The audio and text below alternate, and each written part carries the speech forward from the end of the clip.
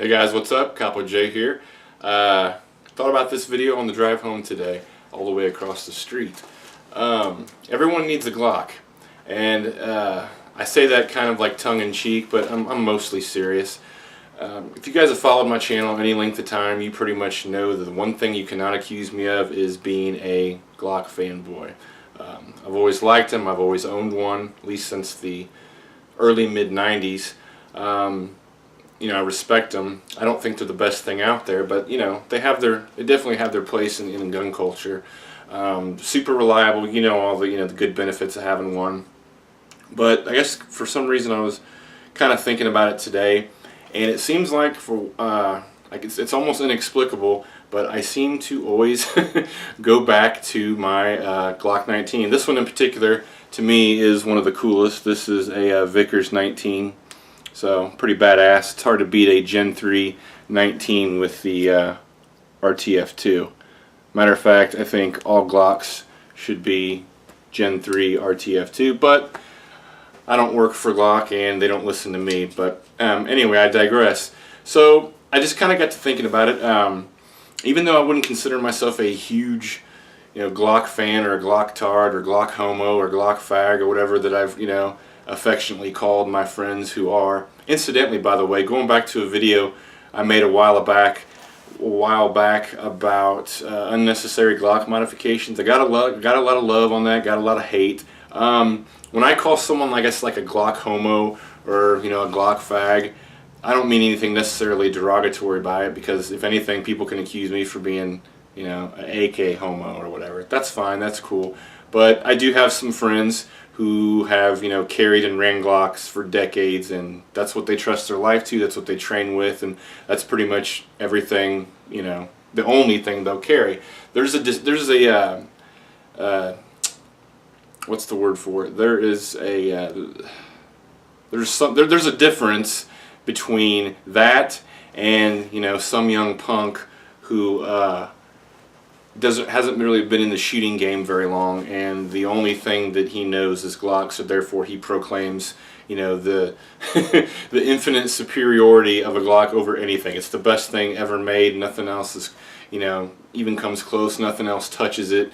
Nothing else is even remotely as reliable. Anyway, those of us who've shot for more than a year or two pretty much know that that's complete bullshit. There's a lot of guns out there that are just as good, if not better, just as reliable, if not more so.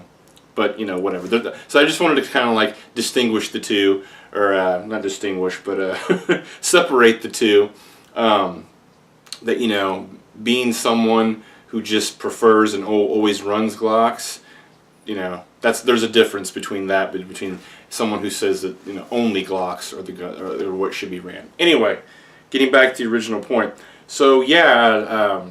I think I bought my first G-Lock, I think it was 94 or 95. It was when I was just starting to get into the concealed carry game. It was a full-size Glock 25, or excuse me, 25, wouldn't that be nice? Glock 21 and 45 ACP. And I didn't know any better. I just, I knew 45 was cool, so that was the gun that I bought and chose to use for my carry piece in a completely shitty Phobos paddle holster. So that completely sucked, but I carried that illegally for about 10 years until I bought a Glock 23. I fell out of love, I guess, with the 40 Smith & Wesson, and then I got this 19. And honestly, this is the only Glock I have, and to me, if there is only one Glock to own, this one's it for me. As I said before, I prefer the Gen 3s. It's got the amazing frame. Means you don't have to spend or waste money on stippling or putting the stickers on there if you need to. But like I said in that video that I made, I was just mainly poking fun at friends of mine or people who I knew. That's the great thing, I suppose, about these, is that you can do whatever the hell you want to. You can leave them bone stock. You can completely ninja them out, rice them out, or you can find kind of like a happy medium, which is what I think I've done here. I just, changed the sights, put the Ameriglows on there, which probably I didn't need to do, or probably didn't need to be done, but I needed to do it because the Wilson Combat night sights that came on here were damn near impossible for me to see after I started shooting this for a while. And to be honest, I'm still checking out, I guess, testing this this back strap here. I can't remember what it's called. I think it's like the Grip Force adapter. I don't know. So far, I've been pretty lukewarm. I don't love it. I don't hate it. I don't even know if I need it. But the problem is that since over the past 2 years, since I have been carrying, everything other than a Glock, whether it was my SIG P320 or my TP9SF, this thing just sits and collects dust. And honestly, I think I'm sick of that. I decided to dig this thing out. I just ordered me a badass Jaeger C2 inside the waistband holster from Dave White over at nsrtactical.com. I have a couple of his holsters, pretty much him and Christian Green's at Green Force Tactical. It's pretty much the only holsters that I'll run. This thing actually has been riding in a Blade Tech Nano, and as far as an off-the-shelf holster goes, this thing has done pretty well. So I had no complaints. I just kind of wanted to upgrade. But anyway, so yeah, honestly, this is just kind of me rambling and having some random thoughts about just Glocks in general. I don't know, I've always respected them, I've always liked them. I never thought that they were necessarily the best fighting pistol for me. I mean, I'll still contend to this day, even though it's only been out for maybe 2.5 years, I'll always like my P320 better. I've trained with it a lot, I've shot it a lot, I've carried it. This is like, probably, other than the Glock 21 that I originally bought back in like 94, 95,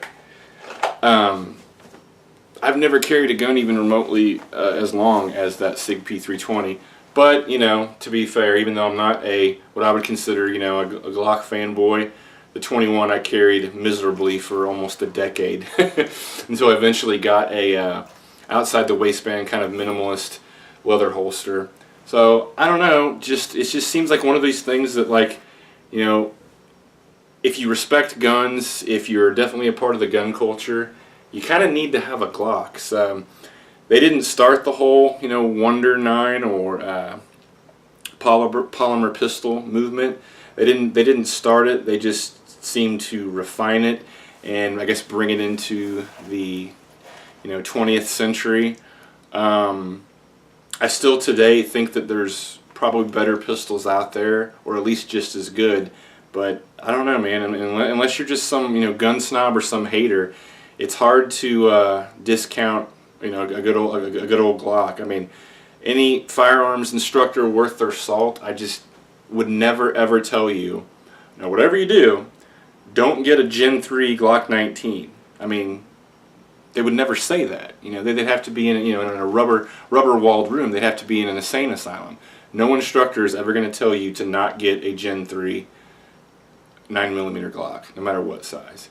So I think I'm just going to kind of go, as cheesy as it sounds, I kind of want to, I guess, kind of go down this road again, give this thing a chance, because to me I've always thought this is like a super badass pistol. This particular one, the Vickers line of guns are amazing, but I'm kind of ashamed of myself because this thing literally, I'd be surprised if it has 1,500 rounds through it, and that's just a damn shame. So I got ordered the holster, dug the gun back out. I'm still wearing the SIG 320, but I'll start it this weekend.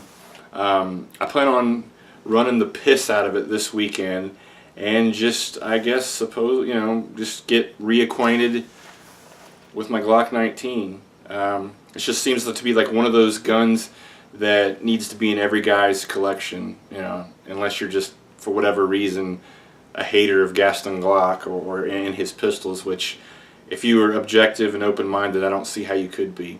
So I don't know, guys. I'm not really sure what the point of this video is. I'm not sure what I'm gonna title it. It just seems to me that it just seems to be such a huge part of gun culture and training and EDC and CCW and everything involved with protecting one's life and carrying a gun. It's like I would have to say that, I don't know, at least 70 to 80% of Americans who do concealed carry it's probably something made by this company.